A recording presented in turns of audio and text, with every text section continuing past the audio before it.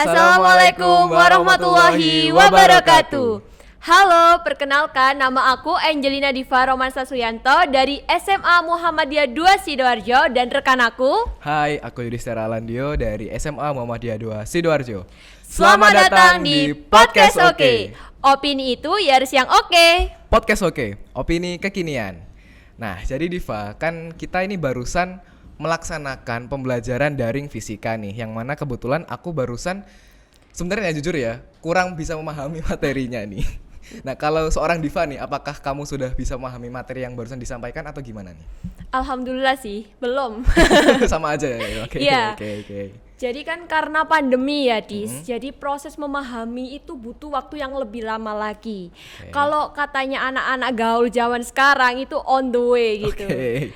Jadi bukan enggak, tapi masih belum masih gitu. Proses memahami ya. Betul, masih proses. Tapi ngomong-ngomong soal proses nih, tadi itu aku juga sempat mengalami satu permasalahan yang sekiranya mungkin Sobat Oke di rumah juga mengalami. Dimana tadi itu aku mengalami yang namanya kehabisan kuota internet. Jadi ketika Zoom, ketika daring, proses transfer video itu terhambat. Terus aku terpaksa nebeng hotspot ke adikku nih. Nah, karena melihat permasalahan yang seperti ini, misal aku doain kamu menjadi kepala sekolah nih, misal nih. Amin. Amin ya rabbal alamin.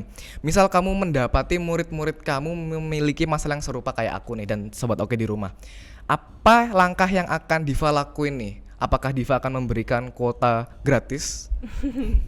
Oke. Sebelumnya ya, kita sebagai generasi muda, sebagai generasi milenial memang harus siap menghadapi kenyataan bahwa kita ini seluruhnya disiapkan untuk menjadi pemimpin yang mencerahkan bangsa. Bukankah begitu? Ya, benar banget. Oke, sebelumnya amin dulu deh. Kalau misalnya nih aku jadi kepala sekolah, yang pertama akan aku lakukan, aku akan menyebarkan survei melalui Google Form. Jadi kepada seluruh siswa tanpa terkecuali.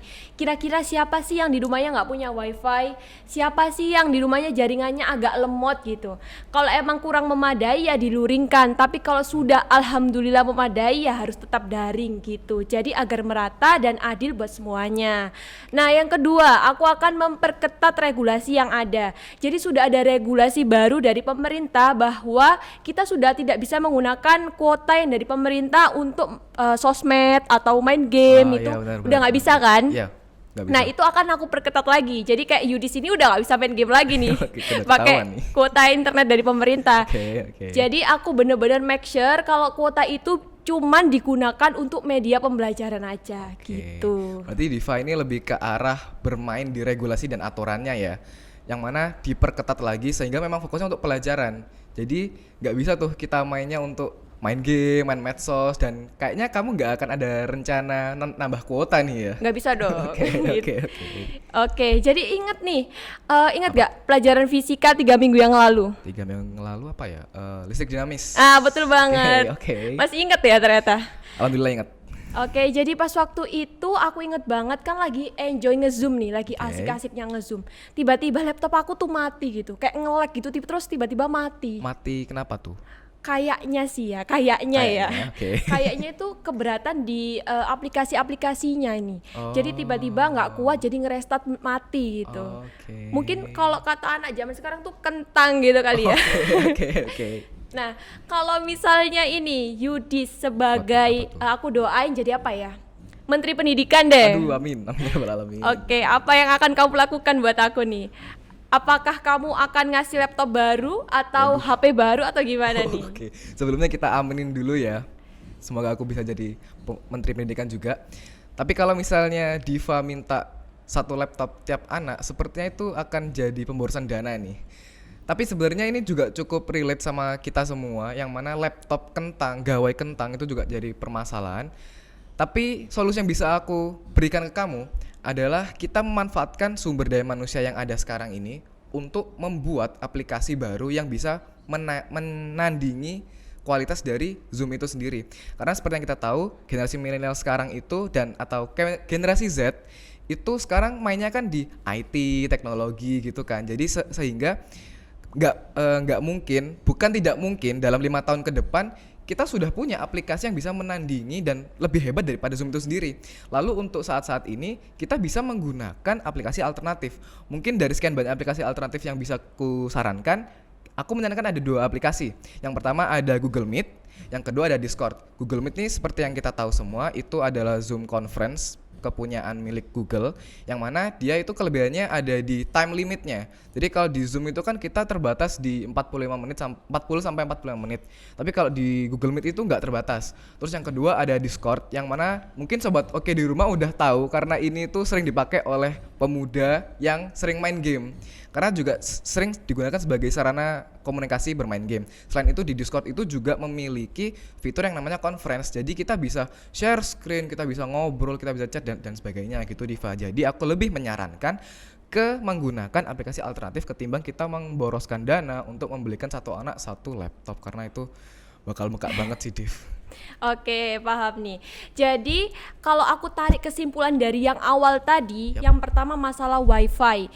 Kalau yang nggak punya wifi atau jaringannya lemot, itu harus diluringkan. Yap. Kalau yang sudah alhamdulillah memadai ya harus tetap daring gitu ya. Terus yang kedua masalah laptop kentang atau HP kentang nih. Nggak bisa nih pemerintah memberikan satu anak satu laptop baru atau satu HP baru karena itu memboroskan dana yang Yap, ada benar, gitu. benar. Jadi solusinya adalah dengan menggunakan aplikasi-aplikasi yang sudah ada dan meningkatkan performanya. Ya, bener banget. Tapi kamu nyadar nggak sih, Div, bahwa dari tadi kita ini, misal nih, contoh, kamu tadi doain aku menjadi Menteri Pendidikan. Terus di awal aku juga mendoakan kamu menjadi Kepala Sekolah. Secara nggak langsung kita itu sudah menganalogikan diri kita itu sebagai seorang pemimpin yang mencerahkan. Dan dari obrolan kita tadi itu, pemimpin yang mencerahkan tuh paling enggak harus punya 3 hal. Yang pertama adalah inspiratif, yang menginspirasi sekelilingnya. Yang kedua ada solutif, yang mana pemimpin itu pasti akan terlibat dengan masalah. Jadi sehingga dia harus bisa memberikan solusi. Yang ketiga ada berwawasan luas, karena kalau tidak memiliki wawasan yang luas, maka solusinya nggak akan terlalu sempurna untuk menjadikan sebuah solusi gitu, Div. Setuju banget sama Yudis barusan. Dan juga aku berharap untuk semua anak muda generasi milenial bangsa agar bisa menjadi pemimpin yang mencerahkan. Amin, amin ya rabbal alamin. Dan juga masa-masa sulit, masa-masa pandemi ini segera berlalu ya Dis. Amin ya rabbal Semoga alamin. kita bisa kembali ke sekolah dengan normal seperti Amin. dahulu kala. Amin ya rabbal alamin. Nah, jadi kurang lebih itu obrolan kita pada kesempatan kali ini.